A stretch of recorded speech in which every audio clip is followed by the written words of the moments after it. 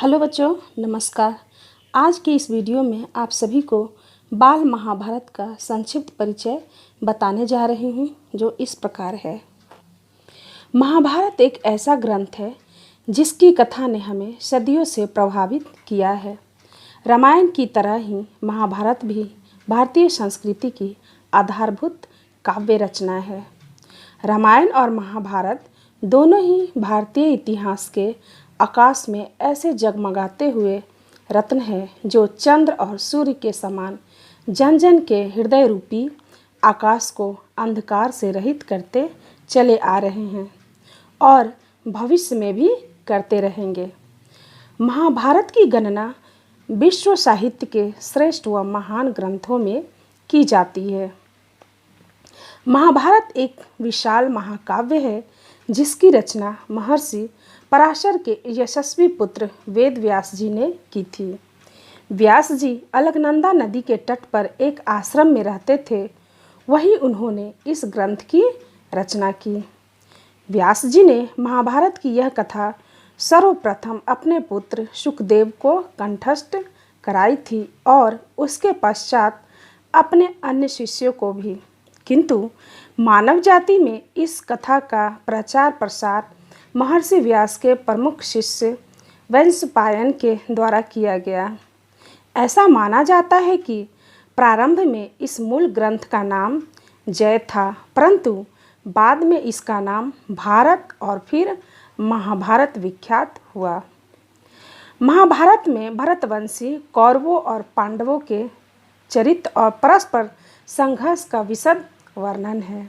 यह भारतवर्ष के प्राचीन इतिहास का सर्वोत्कृष्ट ग्रंथ है, जिसमें कुल 18 पर्व है और लगभग 1 लाख श्लोकों का वर्णन किया गया है।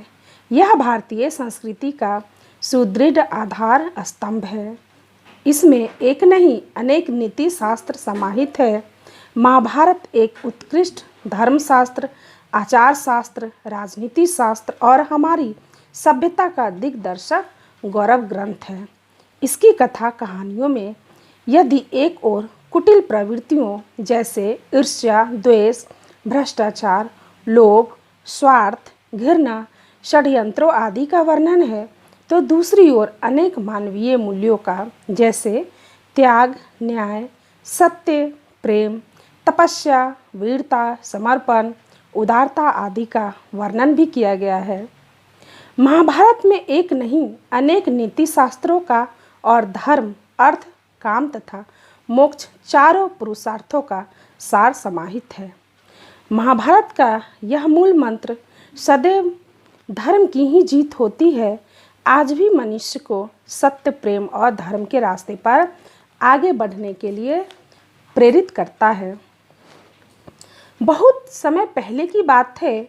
यहाँ पे मैं थोड़ा सा वंश परिचय बताने जा रही हूँ कि जब हमारे देश में भरत नाम के चक्रवर्ती राजा राज्य करते थे, वे पुरु वंश के प्रतापी राजा दुष्यंत और कण्व ऋषि की पालिता कन्या शकुंतला के पुत्र थे। भरत बड़े ही प्रतापी और पराक्रमी थे। ऐसा माना जाता है कि इनके नाम पर ही हमारे देश का नाम भारत पड़ा।